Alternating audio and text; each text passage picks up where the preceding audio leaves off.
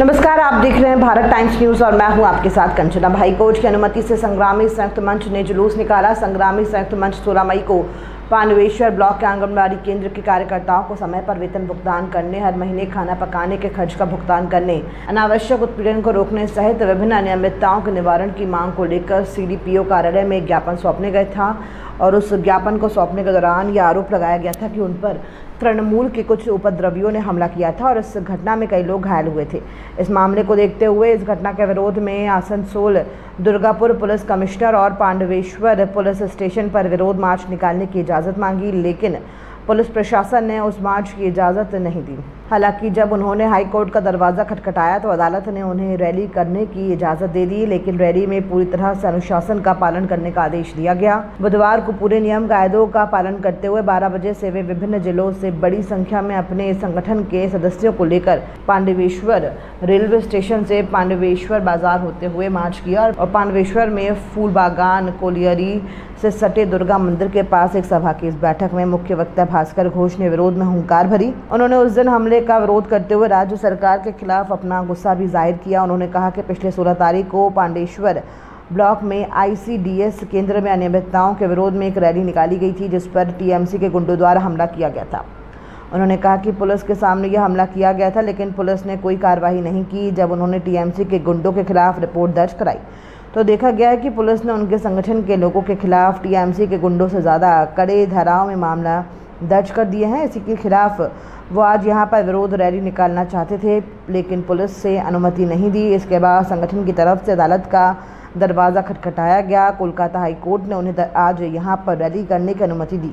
इससे ये साबित होता है कि अभी भी पश्चिम बंगाल में कानून का राज्य और सत्ताधारी दल कितने भी कोशिश क्यों ना कर ले, अभी भी विरोध के स्वर को पूरी तरह से दबाया नहीं जा सकता। उन्होंने कहा कि उनका संगठन सरकारी कर्मचारियों का संगठन है, इसके साथ राजनीति का कोई लेना देना नहीं है।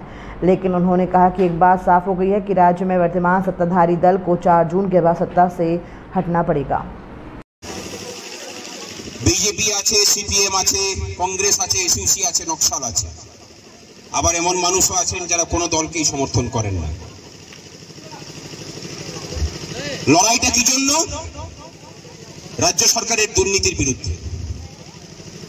তা রাজ্য সরকারের দুর্নীতির প্রতিবাদ করতে পাণ্ডবেশ্বরে কেন?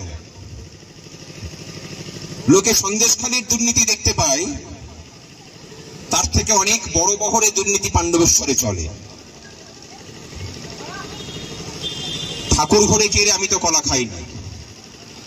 এসেছিলাম ICDS সেন্টারের কর্মচারীদের নিয়মিত বেতন যাতে দেওয়া হয়, তারা মাসের রান্না করার টাকাটা যাতে মাসে মাসে পান সেই দাবি নিয়ে। প্রতিদানে কি পেয়েছি? তৃণমূলের দুষ্কৃতীদের হাতে মাথা ফাটানো। সেদিন দাঁড়িয়ে রক্তাক্ত অবস্থায় চ্যালেঞ্জ করে গিয়েছিলাম যে এখানে সেই মিছিলটা করে যাব। এর আগে আমাদের অবস্থান মঞ্চ চলছে বিগত 14 মাস ধরে শহীদ মিনারের পাদদেশে। আমাদেরকে তুলে দিতে হবে। হঠাৎ করে 29শে মার্চ 2023 সাল ওখানে সভা করতে চলে এলেন অভিষেক বন্দ্যোপাধ্যায়। উনি বলে বেরিয়েছিলেন যে আজকে এই সংগ্রামী যৌথ মঞ্চকে এখান থেকে মেরে তুলিয়ে দেব। পারেন তো নি 30 তারিখে উনি যা লোক জমায়েত করে সভা করেছিলেন তার থেকে বেশি লোক নিয়ে আমরা সভা করেছিলাম শহীদ মিনারে। আর তারপরে 6ই মে এই 12 বছরে এই হরিশ মুখার্জি স্ট্রিট দিয়ে কেউ মিছিল করতে পারেনি। সংগ্রামী যৌথ মঞ্চ করে এসেছিল এবং ওনার বাড়ির সামনে ওনাকে শুনিয়ে দিয়ে এসেছিলাম যে তুমি চোর, মানুষের অর্থ চুরি করে খাও। পাণ্ডবেশ্বরের যেসব দুষ্কৃতীরা সেদিন হামলা করতে গিয়েছিলেন তারা কতটা খবর নিয়ে গিয়েছিলেন আমাদের জানা নেই। আপনারা হয়তো ভেবেছিলেন যে এটা RSS অথবা বিজেপি অথবা CPM এর কোনো সংগঠন। এটা বলে যায় আপনারা থাকবেন কিনা তার ঠিক নেই। যে সরকার যখন আসুক সেই সরকারের দুর্নীতির বিরুদ্ধে লড়াইয়ে সংগ্রামী যৌথ মঞ্চকে পাবেন। কালকের দিনে 4 তারিখের পরে আপনাদের প্রোটেকশনের জন্য দেখেন আবার সংগ্রামী যৌথ মঞ্চের কাছে আস্তানা নিতে না হয়, তবে চিন্তা নেই, আপনাদেরকেও আস্তানা দেব আমরা। আমরা মানুষকে ফেরাই না। আমরা সবার কাজটা শুরু করব। উদ্দেশ্য আমাদের গত 16ই মে পাণ্ডবেশ্বরের যে আইসিডিএস প্রজেক্ট, সেই প্রজেক্টে বিশাল পরিমাণ দুর্নীতি হয়, কর্মচারীরা ঠিকমতো মাইনে পান না। তার প্রতিবাদেই সংগ্রামী যৌথ মঞ্চের পক্ষ থেকে একটা স্মারকলিপি দিতে এসেছিলাম। আমরা শান্তিপূর্ণভাবেই কয়েকজন মিলে স্মারকলিপি দিতে এসেছিলাম।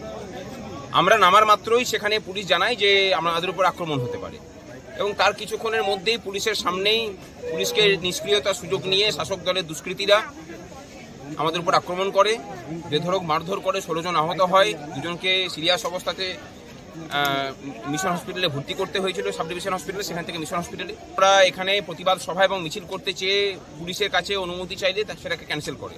তারপর আমরা হাইকোর্টে যাই, হাইকোর্ট অনুমতি দিয়েছে। আজকে এখান থেকে মিছিল হবে ফুলবাগান দুর্গা মন্দির পর্যন্ত, এবং ওখানে গিয়ে আমরা সভা করব। এই প্রতিবাদ মিছিলে কি বার্তা দিতে চাইছেন আপনারা? বার্তা একটাই, যে পশ্চিমবঙ্গটা এখনো পর্যন্ত দুষ্কৃতীদের মুক্তাঞ্চল হয়ে যায়নি, আর এখানকার দুষ্কৃতীরা এমএলএর নেতৃত্বে যেভাবে প্রাকৃতিক সম্পদের লুটপাট চালাচ্ছে সেটাও অচিরেই বন্ধ হবে। আপনার নাম? আমার নাম ভাস্কর ঘোষ, সংগ্রামী যৌথ মঞ্চের রাজ্য।